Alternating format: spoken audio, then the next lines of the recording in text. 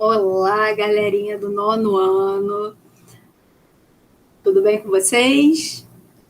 Hoje, esse encontro, né, equivale à nossa segunda aula e nós iremos dar continuidade ao nosso primeiro capítulo do livro, né, que fala exatamente sobre a Primeira República, ok? Então, para isso, nós iremos resgatar alguns conceitos que nós introduzimos na nossa primeira aula, no nosso primeiro encontro, e dar continuidade ao nosso conteúdo. Eu vou, então, apresentar aqui o nosso livro digital, compartilhar aqui a minha tela com vocês. Já já o livro vai aparecer aqui para a gente, o compartilhamento irá iniciar. Estou começando. Prontinho. Bem, esse é o nosso livro, né? E aqui, ó.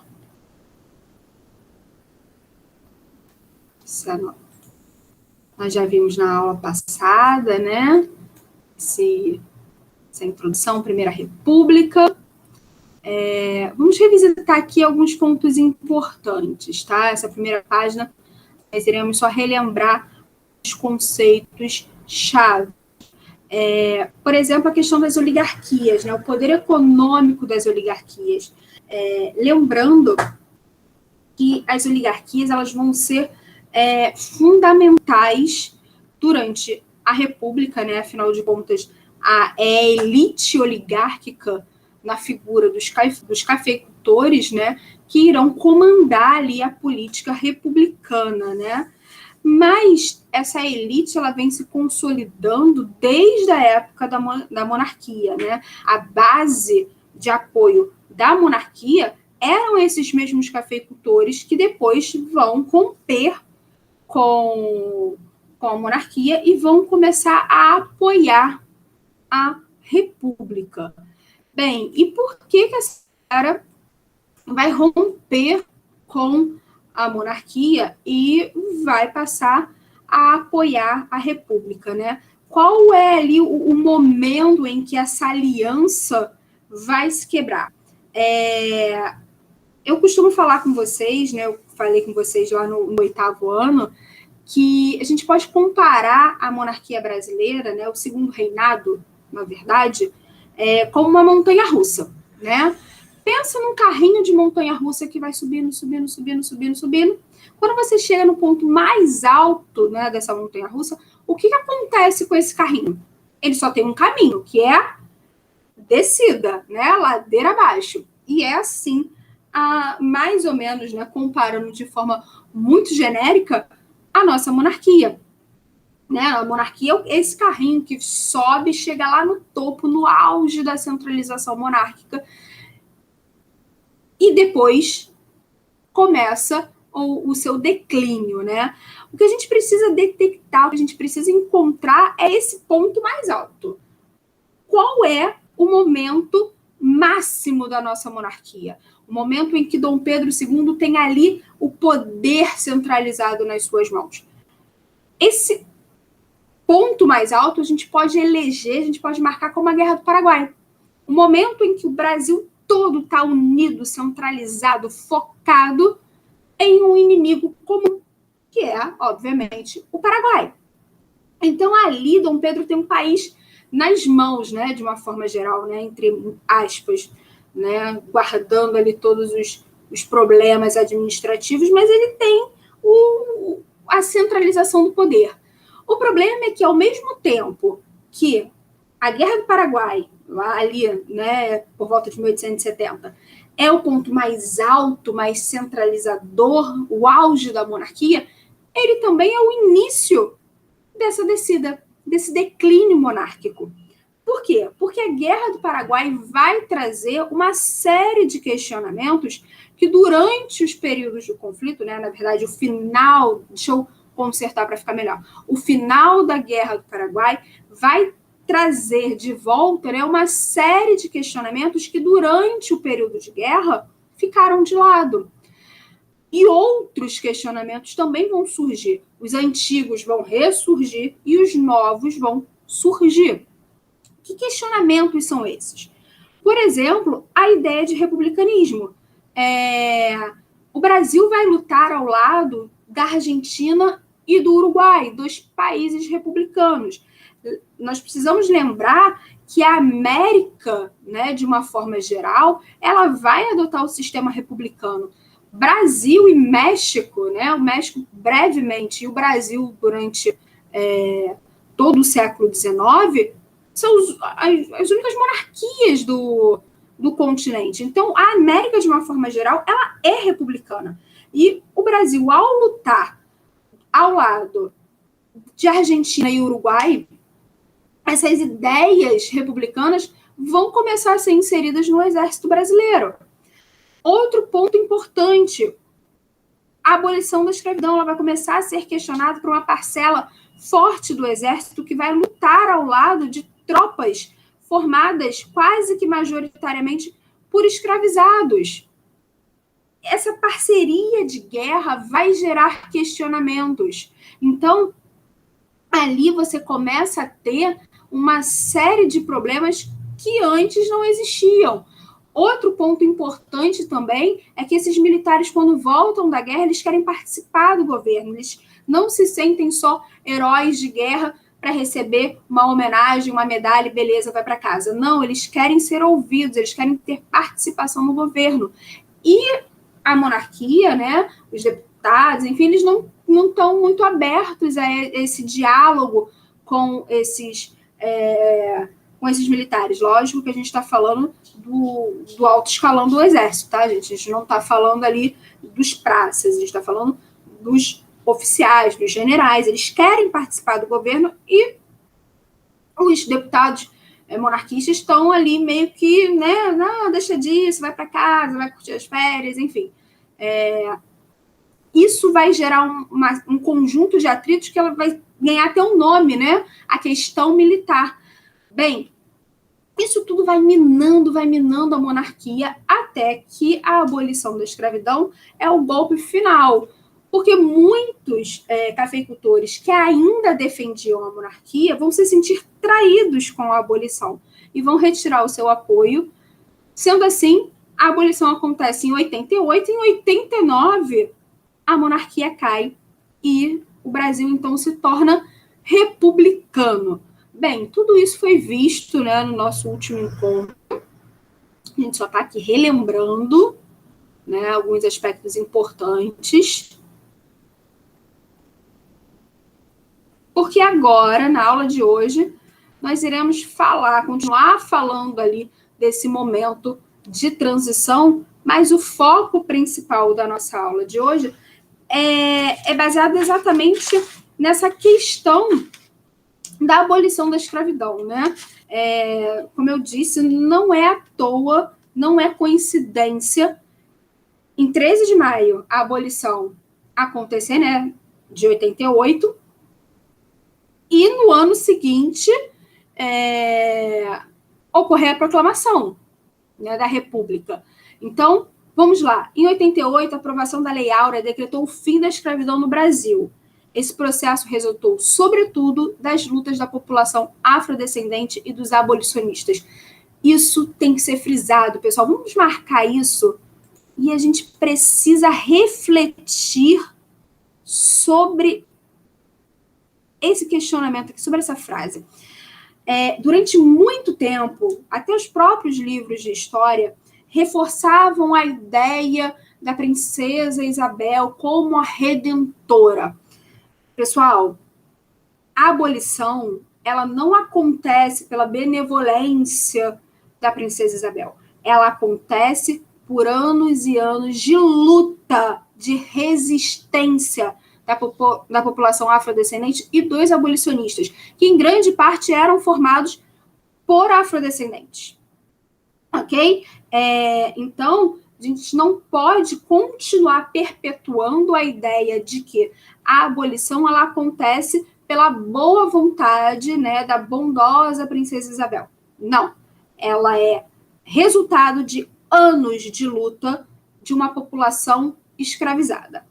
Bem, agora que nós já temos isso bem definido na nossa cabeça, vamos continuar aqui, ó. Contudo, né, após o fim da escravidão, não foi empreendida pelo governo nenhuma medida de suporte e de auxílio aos ex-escravizados e seus descendentes. Pessoal, isso é um ponto muito importante, porque ele vai desencadear uma série, né, de problemas que nós temos, que tem reflexo, né, até os dias de hoje, tá? Nós precisamos voltar na história, antes mesmo, né, da abolição, e lembrar que em 1850 foi decretada a Lei de Terras, que dizia o seguinte: terra no Brasil, para você ter a posse da terra no Brasil, ela só pode ocorrer através de compra. Ou seja, você tem que provar, né, através de documento de compra e venda, que aquela terra lhe pertence. Ora, para que serve isso? Em grande parte é um projeto de exclusão, porque escravizado não recebe salário. Se ele não recebe salário, ele não tem dinheiro para comprar terras. Por isso nós temos uma enorme quantidade de terras nas mãos de uma minoria branca, ok? Enquanto nós temos uma imensidão de afrodescendentes até os dias de hoje que não possuem a posse da terra. Então, essas desigualdades que temos hoje, ela é reflexo de um projeto, ou melhor, da falta de um projeto de inclusão lá atrás. Okay? Por isso, muitas medidas inclusivas atualmente, elas são necessárias para tentar minimizar um erro que é histórico. Beleza, galera? Bem, pensando assim, a abolição ela acontece sem nenhuma proteção, sem nenhuma garantia, sem nenhum auxílio, nenhum suporte à população afrodescendente ex-escravizada. Os escravizados são soltos no mundo, muitos deles sem nenhum preparo para a vida assalariada, o que vai levar a muitos deles continuarem em sistemas de escravidão, praticamente, né? Se submetendo a trabalhar ou nas mesmas fazendas que antes eram escravizados, ou no trabalho informal nas cidades. Bem, aqui um texto bastante interessante que vai falar exatamente desse cenário. O negro pós-abolição percebeu-se desprovido de terra, do acesso à educação e, em muitos casos, de qualificação profissional. Quando fala aqui de desprovido da terra, é lembrando daquela lei lá de 1850, né, da Lei de Terras que nós acabamos de falar. Sem acesso à educação, né, isso já é um problema no Brasil estrutural, é algo que vem desde sempre, né, e, em muitos casos, sem qualificação profissional. Restou aqueles milhões de africanos e afro-brasileiros sem sobrenome, buscar as periferias urbanas como local de moradia, o trabalho nas estradas de ferro, nas docas, ou permanecer junto aos seus antigos senhores em situação muito semelhante à vida dos tempos de escravidão. Foi exatamente o que nós acabamos de conversar.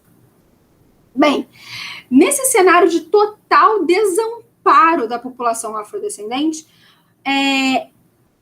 vão começar a surgir as famosas redes de solidariedade. O que compunham essas redes? O que elas eram formadas? Elas eram formadas por grupos de ajuda mútua. Muitas vezes, afrodescendentes que tinham conseguido, de alguma forma, né, algum sucesso em alguma determinada área, começava a criar ali, a articular eventos, ou então,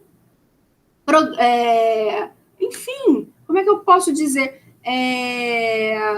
Organizar ali escolas, mutirão para fazer casas, contratar advogados para defender esses ex-escravizados em algum problema na justiça, assistência médica, tá, pessoal? Muitos abolicionistas prestavam, né, faziam mesmo um serviço de caridade a essa população, e isso é considerado ali uma rede de solidariedade que vai se basear nos princípios da cooperação e do trabalho comunitário, é um ajudando o outro de verdade, ok?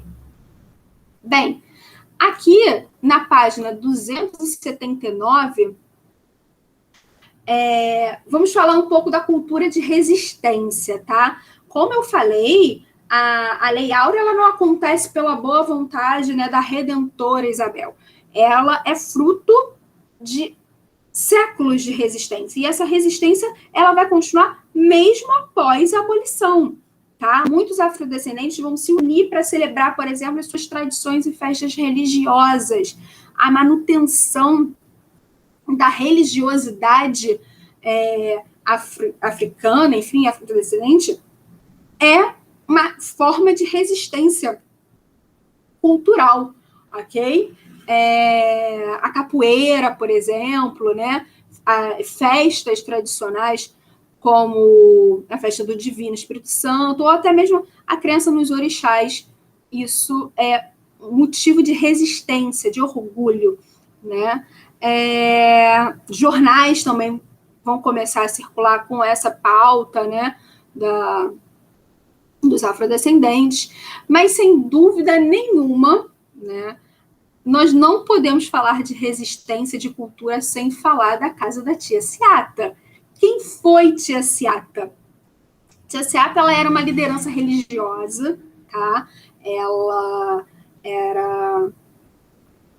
Ela participava, era uma líder do candomblé, e que na casa dela, né, na verdade, no quintal da casa dela, rolava não só manifestações religiosas, mas também manifestações musicais, né? Rodas de samba, de choro. E a casa da tia Seata, ela era ponto de encontro de pessoas famosas ali do cenário musical, artístico, mas não só de pessoas afrodescendentes, pessoas brancas, né? Jornalistas, alguns políticos também frequentavam, né, aquela região, aquele local, né?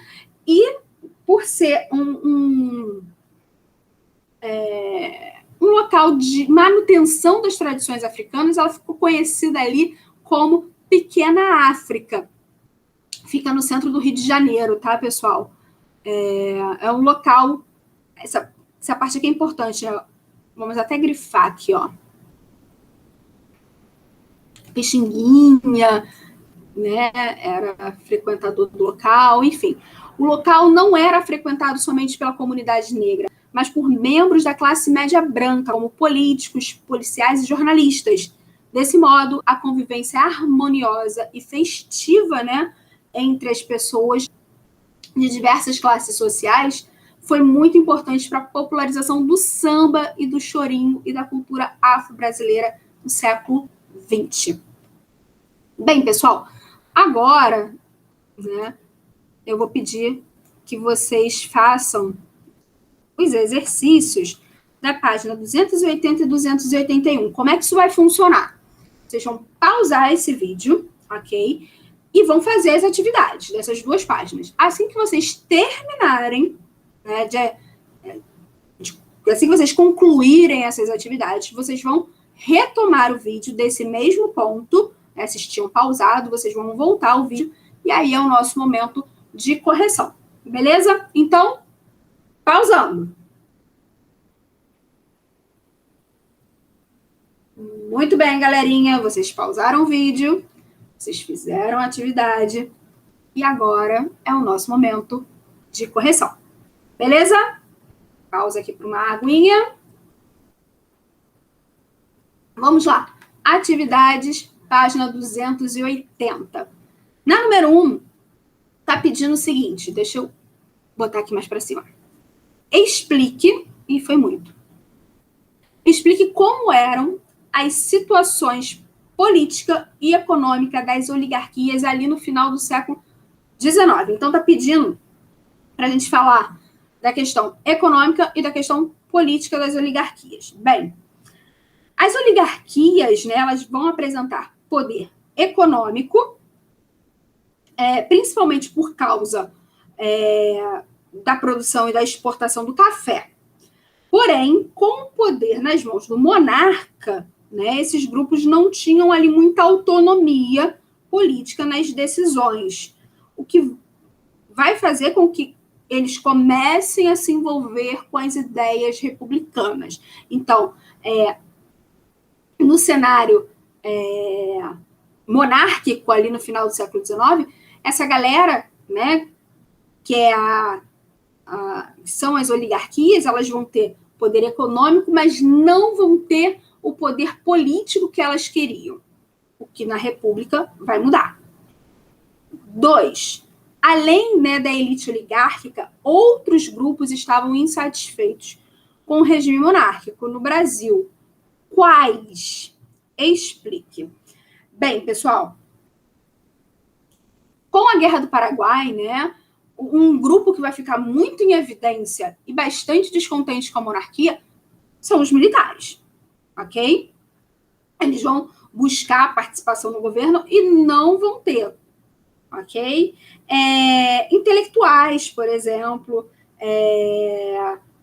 jornalistas, né, que vão começar a questionar, principalmente a questão da escravidão, também eram grupos que estavam descontentes com a monarquia. 3. A partir de 1889, o Brasil deixou de ser um país monárquico e passou a ser governado sob um regime republicano. Escreva abaixo as principais características dessas duas formas de governo.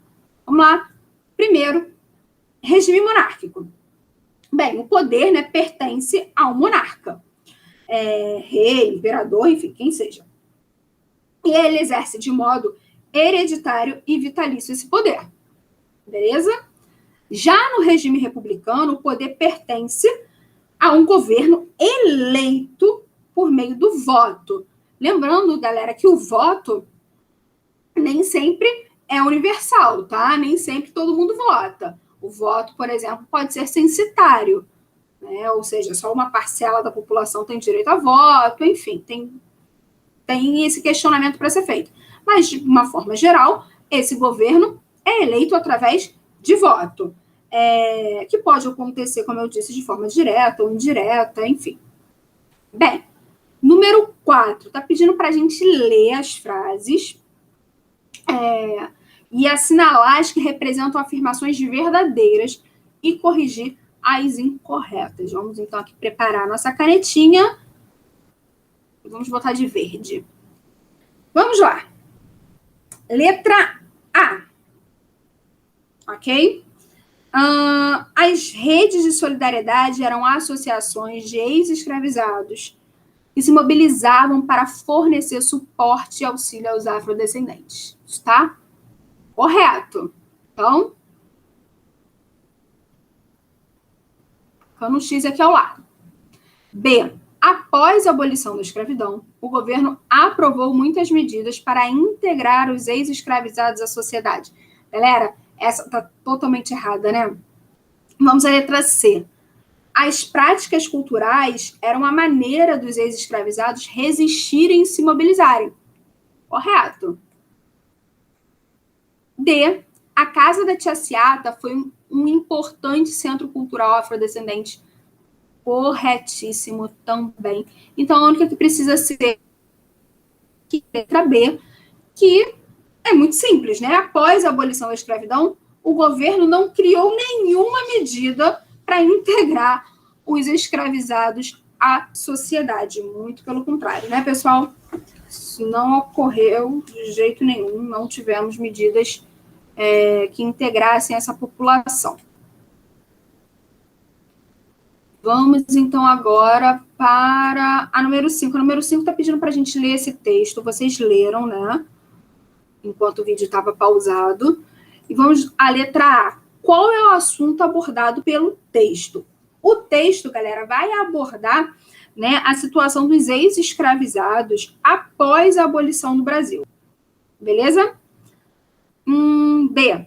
Para descrever ali a situação dos ex-escravizados no início da República, os autores do texto utilizam a expressão não cidadãos. Reflita sobre o tema e explique a intenção dos autores ao utilizar essa expressão não cidadão. Bem, pessoal, essa expressão ela vai fazer meio que referência ao descaso, né, do governo com os ex-escravizados. Eles vão sofrer preconceito, discriminação, né? Que, na verdade, ocorre até os dias de hoje, infelizmente. Então, basicamente, é isso, né? Essas pessoas são impedidas de terem acesso a direitos básicos, né, que todo cidadão deveria ter, como, por exemplo, saúde, educação, emprego, e por aí vai. Letra C. Como os ex-escravizados procuravam se superar, né, procuravam superar as dificuldades descritas no texto. E aí está pedindo alguns exemplos, né? E aí vem exatamente essas redes, né, de apoio, né? As chamadas associações de ajuda mútua, né? Conhecida como redes de solidariedade, né? Eles vão publicar jornais, vão arrecadar dinheiro para ajudar alguém em uma situação difícil e por aí vai. Bem, o texto aborda um problema que atinge a população afrodescendente no final do século XIX. Será, pessoal, que é só no final do século XIX? No entanto, tal situação ainda está presente em nosso país e representa um dos graves problemas da nossa sociedade atual, o racismo. Pesquise na internet notícias recentes que tratem sobre o tema. Faça um levantamento e escreva no caderno o que você encontrar. E, obviamente, compartilhe, né, pessoal? Compartilhe isso com a família, compartilhe isso com os colegas. Reflita. Essa letra D, mais do que uma pesquisa, ela é uma reflexão. Beleza? Bem, galerinha, sendo assim, o nosso conteúdo de hoje se encerra, mas nós temos aqui a nossa folhinha, né? A correção da nossa folhinha, que se baseia nas páginas 278 e 279. E está pedindo para descrever a vida dos afrodescendentes após a abolição. Bem, acabamos de falar sobre esse assunto. A vida dos afrodescendentes continuou extremamente difícil, porque não teve nenhum apoio, nenhum programa que integrasse essa população à sociedade livre. 2. Como funcionavam as redes de solidariedade formadas por ex-escravizados? Acabamos de falar sobre isso também. Essas redes funcionavam ali dando apoio, né, a quem estivesse em alguma situação de dificuldade. E 3. Explique a importância do local conhecido como Pequena África no movimento de resistência afrodescendente. Bem, pessoal, a Pequena África, ela vai funcionar como um local de resistência no momento em que, naquele local, as tradições são respeitadas, são integradas à sociedade, uma vez que não somente afrodescendentes participam, né, daquele local, pessoas influentes na sociedade também circulam naquele ambiente e dão legitimidade a tudo que acontece ali. Bem, essa foi a nossa correção da folhinha. Eu vou retornar aqui para a nossa sala para a apresentação de vocês. Vamos lá, parando aqui a apresentação. Voltei para poder me despedir. Um grande beijo, pessoal, e até o nosso próximo encontro. Tchau, tchau.